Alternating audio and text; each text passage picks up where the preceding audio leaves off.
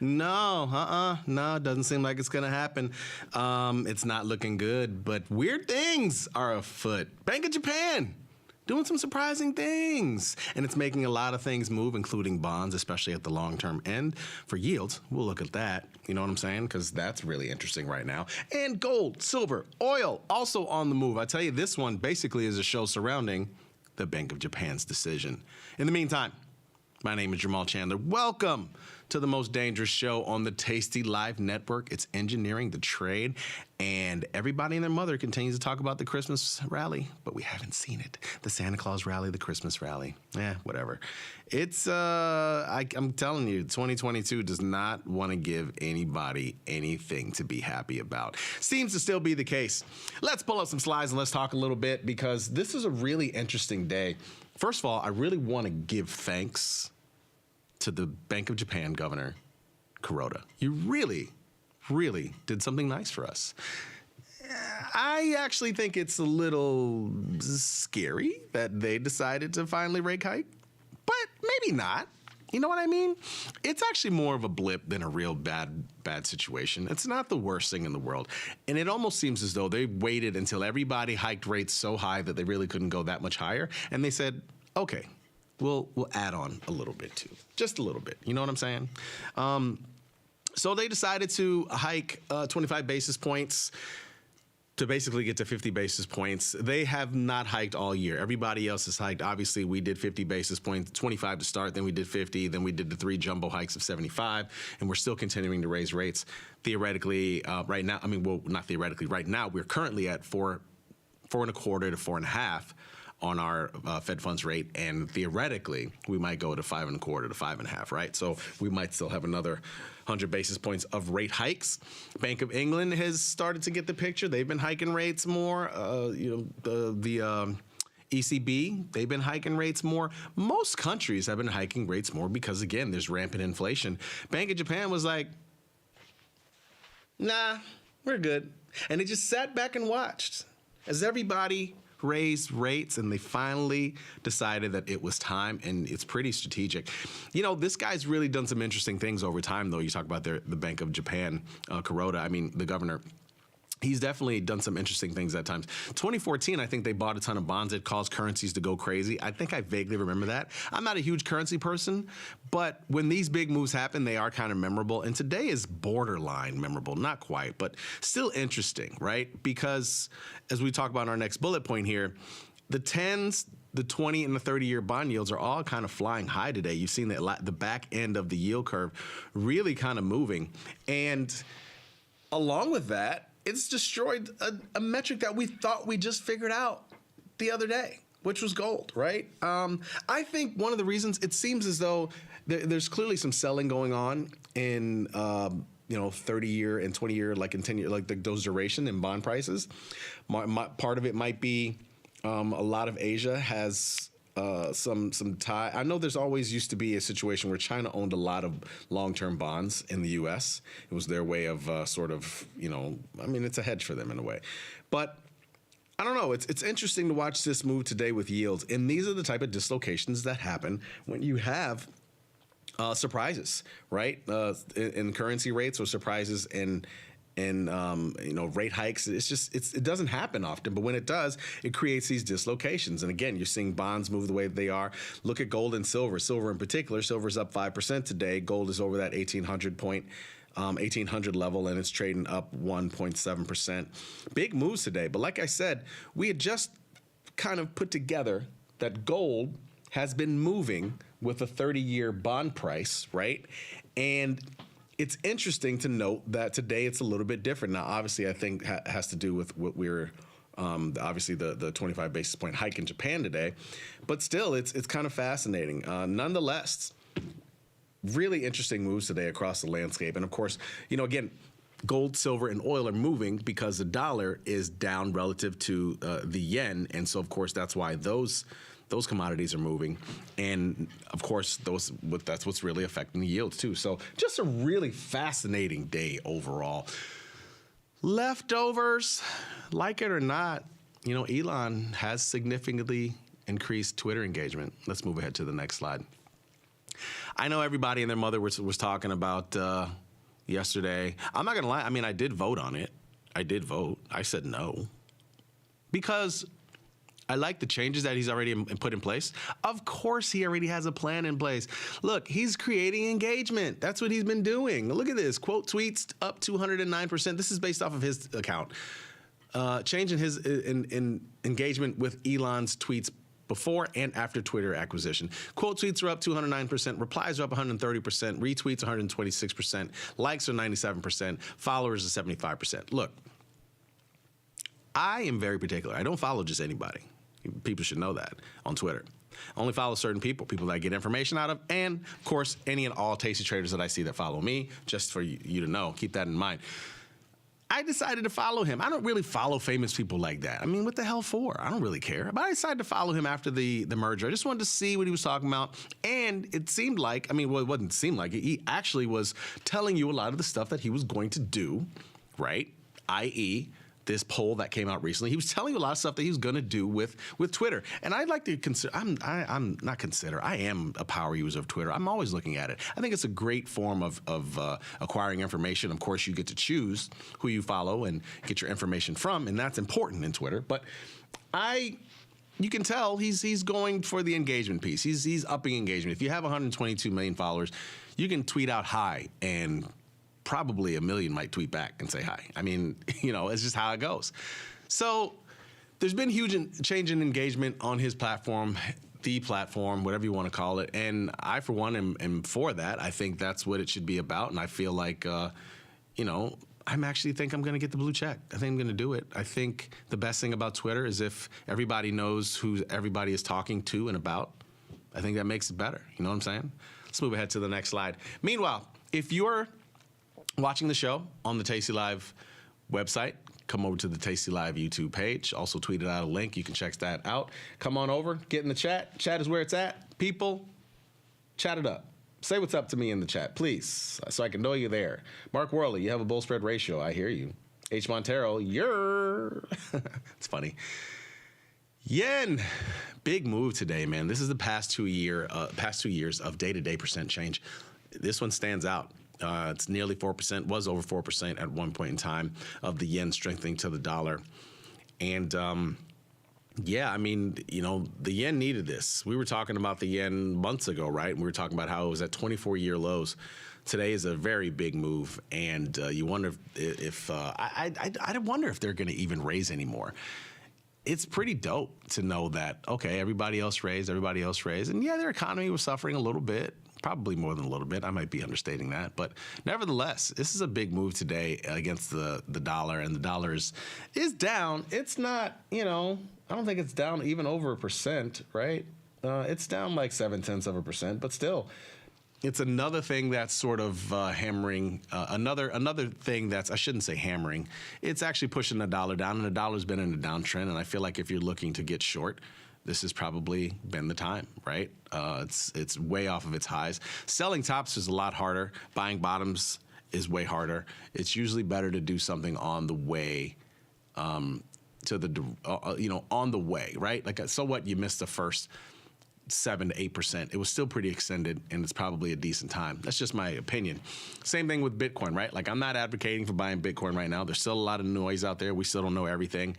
But instead of trying to buy the bottom, you might want to wait until some strength comes along. Maybe it gets to 20 again, and then maybe it looks a little more interesting. So what? You missed the first 4,000. Who knows, right? Wait right now, because you don't know, and then there's still fear there. And I tell you what, it could drop lower. Who knows? If something happened to Binance or another big company in the space, or 3 other big companies, the current 16.7 that we're sitting at could turn into 11.7, right? You just don't know. So off that soapbox, let's move ahead to the next slide. Love to show this chart on the regular. For those who are regular watchers of the show, you know what it is. It's VVIX to VIX ratio. It's the volatility of volatility compared to volatility. And essentially what it shows you is when volatility is really high and when volatility is really low. Speaking of high and low, it's kind of reversed on the chart. So you can see complacency is near the top, closer to 10 on this ratio, means volatility is really low and not a whole lot is happening. That's what, when you look at 2017, that's exactly what that year signified, very low volatility. Then, of course, if you look at Jan 2020, you can see that's when we had serious fear. When this thing is sitting around 3 or 2, volatility is low. We've seen it fluctuate a good bit this year. It's really spent a lot of time in the low end of the range for most of this year, right? And right now it's sitting around 4. I wouldn't necessarily consider it when you couple that with where the actual VIX is trading, which is just under 22, right? I wouldn't necessarily say it's a great time for selling much, right? It just, it's not the greatest time. And we always have that chart, that very famous Tasty Trade chart, Tasty Live chart, excuse me, that we show pretty often when you compare how much buying power you're using to where the VIX currently is. So keep that in mind. That's a classic Tasty Life thing that we love to show. And right now, I just feel like it's not the greatest time for selling a bunch of vol. Sure, there's a couple of things that are high in IVR, but I don't know. Even SPY right now is a 24 IVR. I mean, are you really selling that? Probably not. Let's move ahead to the next slide. Keeping it with volatility.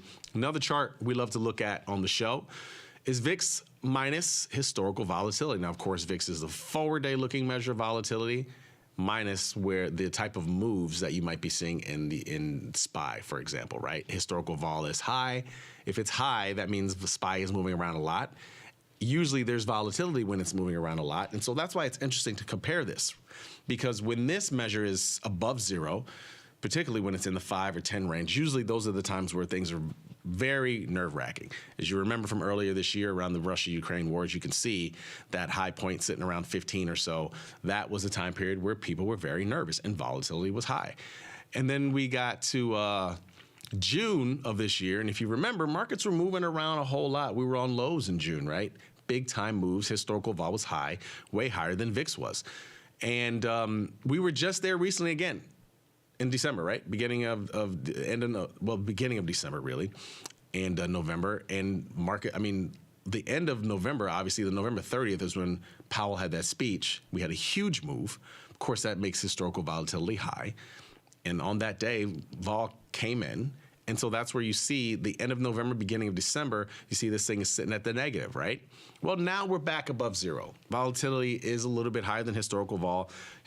Historical vol-wise, things have been quiet. Even though we had 4 down days, I should say, recently, I don't know, it didn't push volatility any higher. And so, again, this is showing you we're not in any great implied vol selling situation. Just keep that in mind. Let's move ahead. Earnings. FedEx has earnings. You got Nike. CCL, that's a long-term story, man. I mean, cruises have definitely not recovered as fast as you would have thought they would.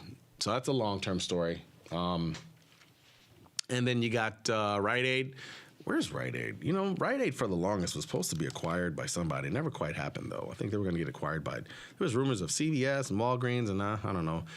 Does anybody, you guys still have Rite Aids? Does anybody, who still has Rite Aids? What states? I'm curious to know. And then Cintas, big dollar stock. I'm not trading any of these up for earnings, but we'll look at earnings straddles and we'll talk about some strategies. Permit applications for one-family homes is at May 2020 lows. We continue to see all of these metrics and the housing market just look ugly, right? Inflation is high, and which means borrowing costs are high to get a house, and then also the costs in general just to put together a house. Those are high. They might be coming down. Lumber's coming down recently in price, but still, it's just not a good time. And it's a cyclical industry, as I always say. We saw the highs last year in 2021 where houses were selling like hotcakes. They weren't even on the market for 2 weeks at sometimes.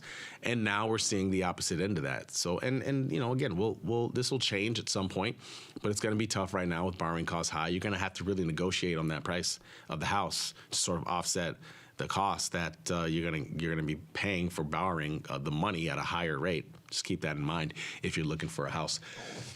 We got the crude report coming up on Wednesday. We'll see if this provides any movement in oil. We'll see. It's been a minute. U.S. GDP third estimate's coming up on Thursday too. Should stay on the positive side. I think earlier this year we had 2 back-to-back negative quarters. I think maybe the first and second. I don't even remember now for GDP, but it's been positive more recently, which, I don't know, theoretically. Doesn't means we're not going to have a recession, but who knows? Number of S&P 500 stocks above the 50-day moving average, 251. We're right at 50%. To the platform, please. First, let's take a look at SPY. First, let me holler at people in the chat, too. People in the chat, where it's at? What's up? You guys got any questions for me? No questions? Tesla? Just losing money after this move. Can't believe I'm long Delta. Yeah. Oh, you know what? I blank sometimes. I'm glad. That's why I need you guys to remind me of these things. We have a poll up in the chat. Tesla is down. Well, it's 10%, but it's really, I think it's 15% over the past week. What are you guys doing here? Anybody who's trading it? I'm curious. Are you long Deltas, long vol? Are you long Deltas, short vol? Are you short Deltas and long vol? Short Deltas and short vol. You know what I mean, right? So if you're long Deltas, long vol, that means you're probably buying a call spread, buying calls, right? Possibly, maybe even doing a diagonal spread. Now, of course, I'll get back to SPY straddle in a second, but I just remember this about the poll here. Of course, volatility is fairly high right now. I mean, it's 59 IVR in Tesla, and man, this stock has been taking a beating. I'm not a Tesla follower quite like that. I don't know all the ins and outs and everything that's going on with the Gigafactory in China and how many cars they're selling and all of that, but I don't feel like this move is warranted. I think a lot of it has to do with all the stuff in the news with Elon, and everybody's all wrapped up with him not. I don't know. I mean, it's kind of BS in a way, in my opinion. Nevertheless, high vol right now, right? So I'm not discounting what you want to do. I'm just saying keep that in mind. Long Delta's long vol, long call spread. Long Delta's short vol. Well, that means you're short a put spread or you're short some puts, right? So that's, I'm sure that's actually right now that's leading the way. It seems to be how a lot of people are doing on their trade. Short Deltas, long vol, well, then you're long puts, right? Or you're long a put spread because you think this thing is going to fall lower. Maybe you subscribe to the theory that Elon needs to be there every day. I don't know. And then there's short Delta, short vol, which means what?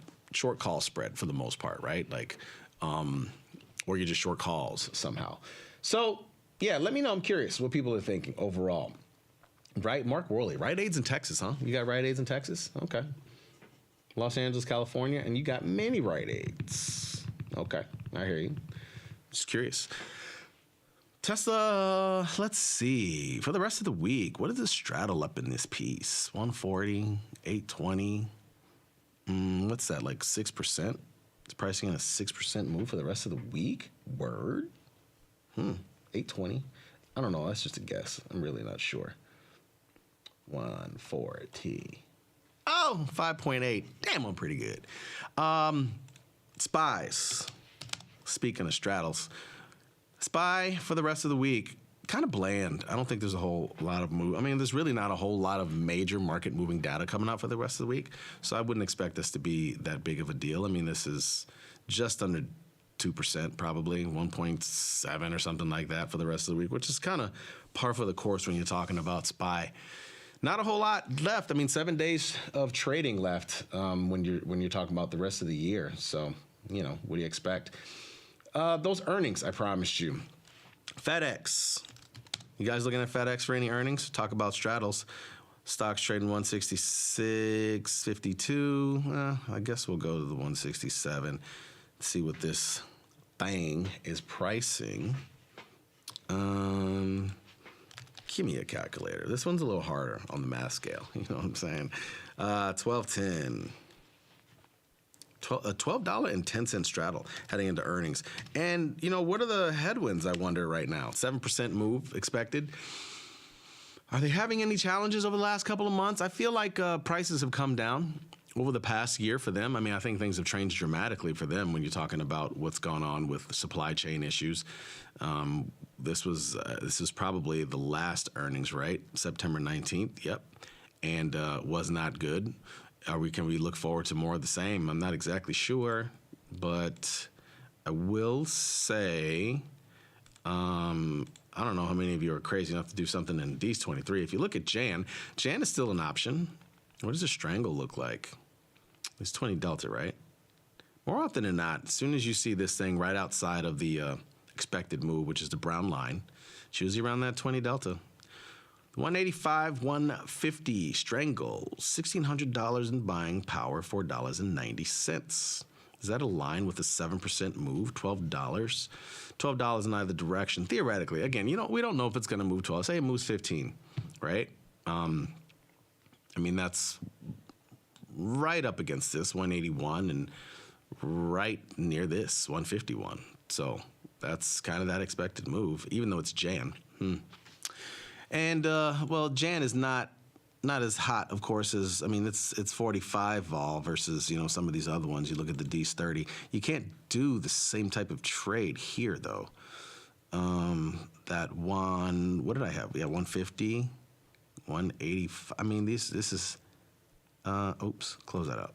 150, 182 half, 275, $1,700. That's not the worst thing. It's not that sexy, though. I don't know, $2.75 on a big name like this that could really move and crush your dreams right before Christmas. I don't know how I feel about that. Nike is another one, man. What do you, anybody, any of you guys trading any FedEx in the earnings? I know a lot of you guys are putting your Tesla earnings. FedEx, I've seen more FedEx trucks out than Amazon trucks, Mr. Premium. That's a dope name, by the way, Mr. Premium. You've seen more FedEx trucks, huh, than Amazon? What? I don't know. I don't really pay that much attention. Tesla, you're taking a chance on a big lizard. 155, 140 long tail. I feel you. The move seems a little overdone to me, I'll be honest with you. That's just my thought. I really think so. Broken wing and butterfly on Microsoft and collected $1.07. Really? Okay. Why Microsoft? Why'd you choose that one? What's Microsoft doing right now? Is that 26? All right, just keep it's 26 IVR. Yeah, it's not. I don't love it. Just keep your eye on it though. I don't think Tesla is going that much lower. Don't see it going 100 or maybe one. Don't see it hitting 100 or maybe 120. I don't see it hitting that low neither. That'd be foolish personally. If Tesla hits 100, I might want to get in with both feet. I feel like. Just saying. You're doing a play on Rivian. That's the other thing too. Keep in mind, these names are all pretty correlated, especially now. Even Ford, which is Tesla is the biggest automaker. And so most of these other automakers are going to get hit to some degree, especially if it's an electric automaker because, surprisingly, NIO's not down. I forget the other Chinese EVs. There's a couple of them. They escape me right now. But, yeah, most of these names are going to get hit on Tesla. So if you want to make a play on another name and stay away from Tesla, I totally understand that too. That actually is probably a smart play. Just keep that in mind because they are pretty highly correlated. Nike earnings. Nike's always often tied to China in a lot of different ways. A lot of production over there. The famous Michael Jordan situation. Remember that back in the day when they wanted Jordan to go over there and go into factories? Like that was going to make a difference, especially back then, right? Yeah, no. $8.05. $8.05. $8.05 move. That seems like a lot. I wonder if it's gonna. It's at 7.8%. Both of these earnings are around 7%. Nike 59 IVR. Did I even address what FedEx's IVR was? I'm moving around so fast. It's the 60. Nike 59 IVR. Both of these seem fairly elevated. I don't know the appetite for the idea of playing earnings this year. It's been a really tough year for earnings for a lot of us, right? So the appetite is probably understandably a little low. This strangle's not crazy neither, actually. 270 in Jan. Now, again, I always like to go a little bit further because, I always like to go to the next big month. In this case, I don't necessarily always like doing the weeklies. I know the weekly vol is higher and, so on and so forth. But I just don't always love it. I'm always a little worried about big outsized moves, I should say. But even in this weekly, in these 30 weeklies, those are fairly elevated, and it's $10 wide in this case. I did the 92 112 versus a little wider that I did in Jan, so something to keep in mind. Anybody trade Nike? I'm curious. No? Yes, no, maybe so. CCL. CCL at this point is just kind of like a take a shot play. It's an $8 name, sharply down from where it's been over recent years as Cruise, the headwinds for Cruise have been really tough. COVID really smacked these down. And at the same time, it was interesting that they were so high. But those things really did make a lot of money at one point in time, right? I mean, charging people an arm and a leg for cruises. But they've really had some hard headwinds. I don't know if this is one you're interested in. I mean, dude, I don't know about you guys. I'm not exactly that excited about selling dollar cheap options. What do I mean by dollar cheap? Anything under $1, like 70 cents, 90 cents. It's just not enough for me. I just don't like it. So in a name like this, I would literally just buy the stock or pick a direction in options. Being long, don't tell anybody. It's just what I would do. I mean, this is just really cheap. And, you know, when you think about risk reward, if for some reason they say things are heading, you know, this is actually one where I would play in weeklies. And I'd be like, you know, I mean, 30 cents, I'm fine risking $30 on the chance that this thing moves to $12 on some crazy earnings move. You just never know. Or vice versa, right? To the downside, I mean, I'm fine paying 20-something cents on some crazy move. I know this vol is extremely high. I understand that.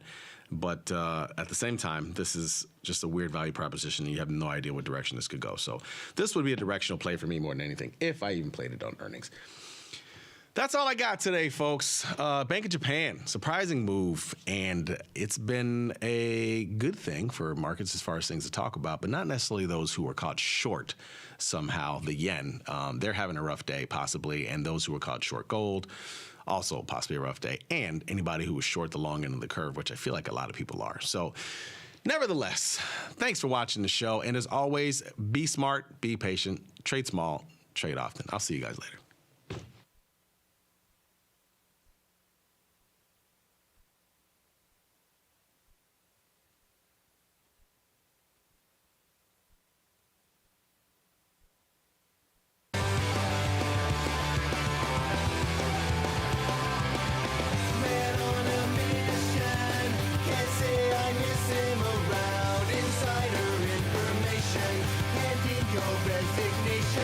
Loss of a good friend, best of intentions I found. Tight